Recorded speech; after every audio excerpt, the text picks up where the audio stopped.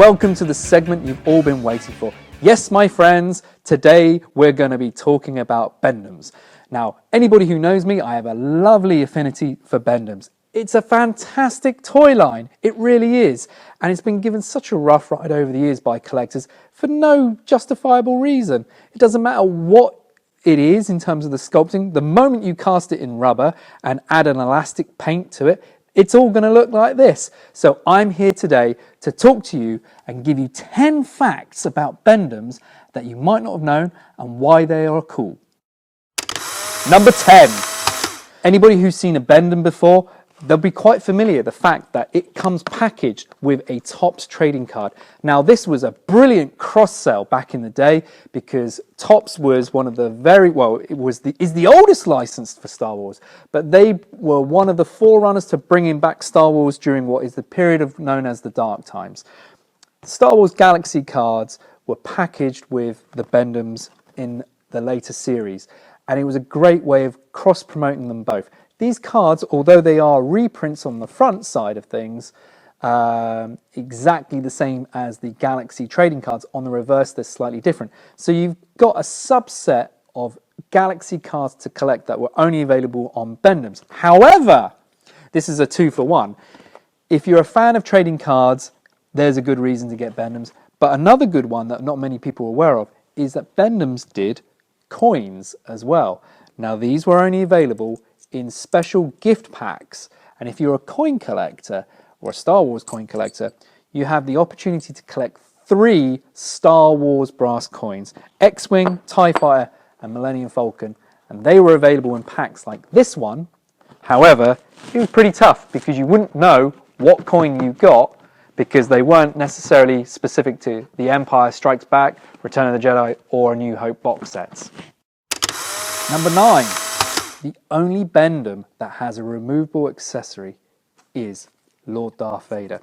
He's the only BendEm that has a separate part, this being his cape with an elasticated band. All the other BendEms that had cape or robe-like design to them, like Bib Fortuna, Emperor's Royal Guard, the Emperor, Ben Kenobi, Tusken Raider, they were all moulded on. So if you're looking for Lord Vader as a loose figure, make sure he's got his cape. Now there is a second BendEm that isn't exactly a removable accessory, but it is a potentially lost accessory. It's actually Boba Fett. And Boba Fett has an interesting quirk in itself.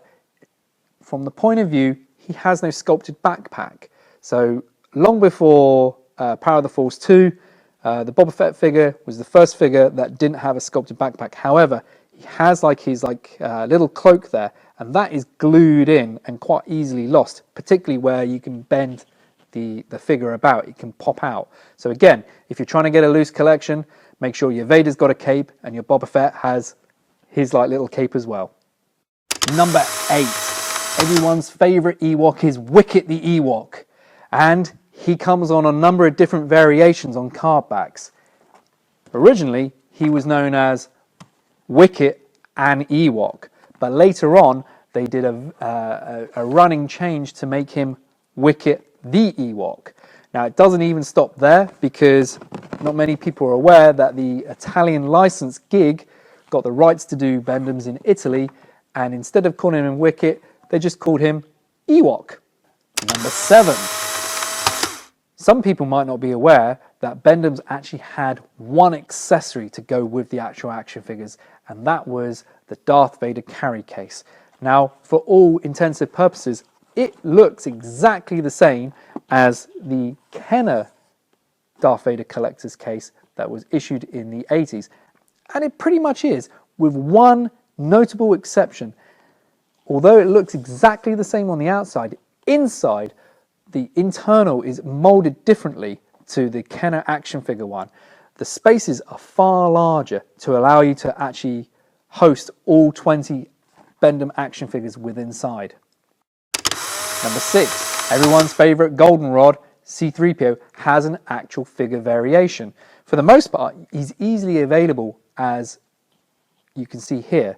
However, there is a figure variant where he has his silver leg. So you've got the option of either full gold or keeping it like old school and have the silver leg C-3PO as well. Number 5, not to be outdone by C-3PO, Han Solo has his own figure variation as well. As if parodying the original vintage line, Han Solo becomes available as both a large head and a small head version. However, it doesn't end there. There's actually noticeable differences in the moulding of the figure, with pockets on the vest on the small head and no pockets on the large head. So you could say possibly that one is the New Hope version, although he's got brown pants, and the other one is the Return of the Jedi version from Endor. Number 4, BendEms actually did for the first time a previously unreleased character, and it was in the form of Luke in his X-Wing gear, except he's not really in his X-Wing gear, he's in his Snowspeeder gear because of the boots and the gloves, but also without his helmet. Now this figure is awesome when you think about it, and was quite a few years ahead of like the Power of the Force 2 version that arrived around about 1996 or so, but also without a helmet. It's absolutely fantastic. It's also the only figure that is a repeat of a character in the line, and also the only one themed directly to Empire Strikes Back. Number 3, against all odds, BendEms actually had its own bootlegs. Yes, as crazy it might sound, BendEms did have a sub-series of bootlegs that were produced. Now, not much is really known about them or how many have been done.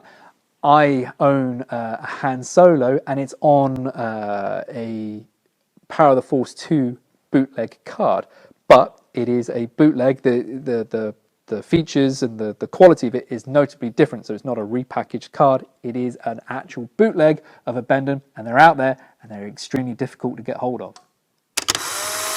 Number 2, what could have been? The standard BendEms range is 20 figures plus a Darth Vader carry case. However, there were 2 product lines that were unproduced and unreleased to retail.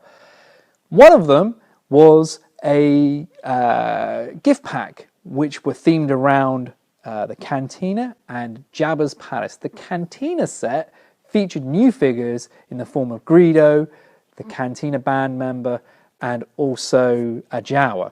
The Greedo figure looked to be a recast of the vintage action figure Greedo, but like with his arms out wide to like feature the actual wiring mechanism.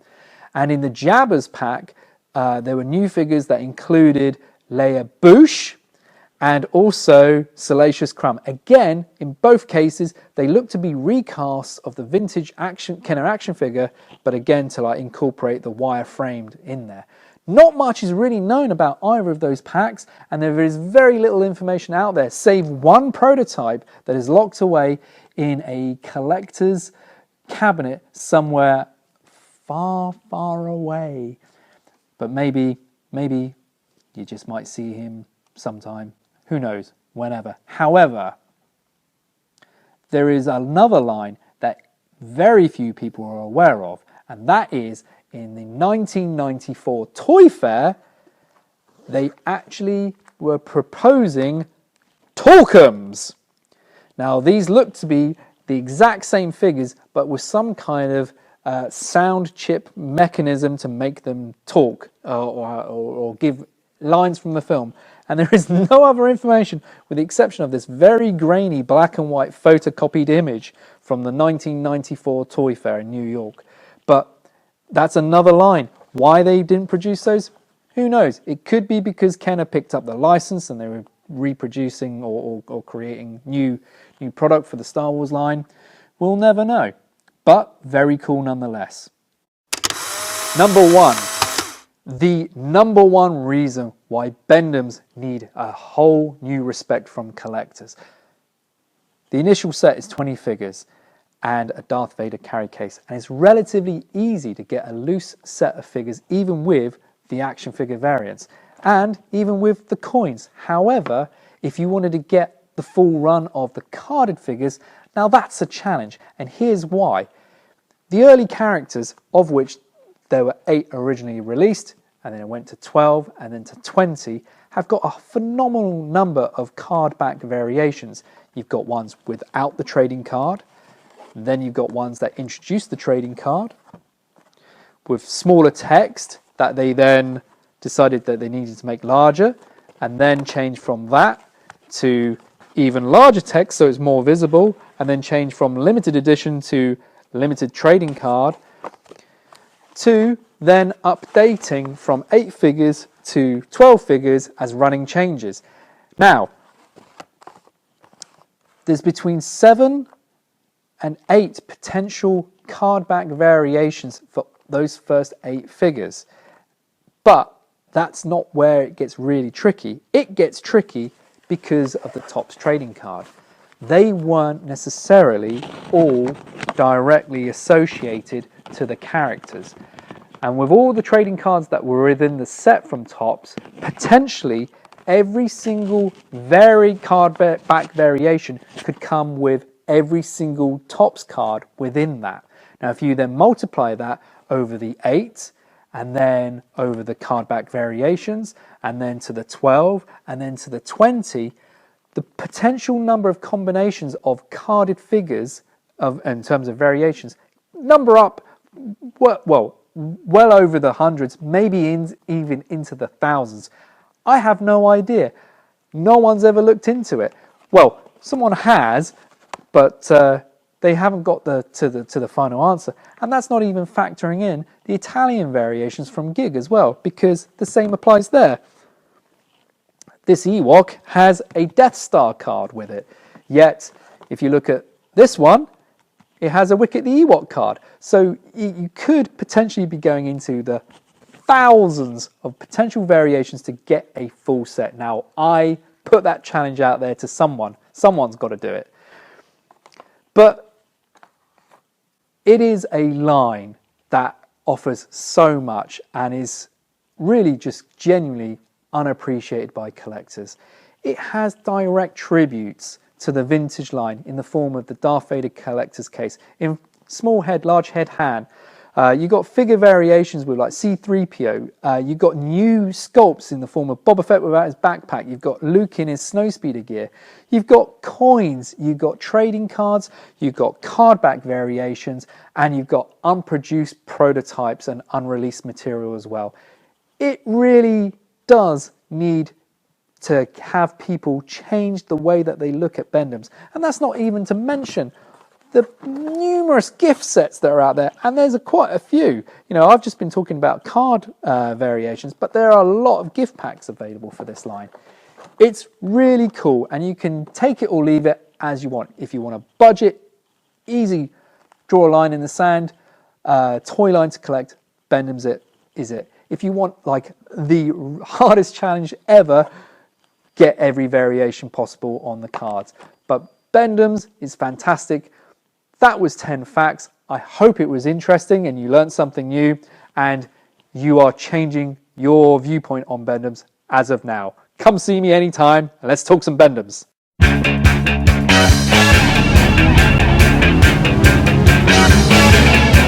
Whereas the Jawa and the Cantina band member... Actually, I'm amazed that's only happened once.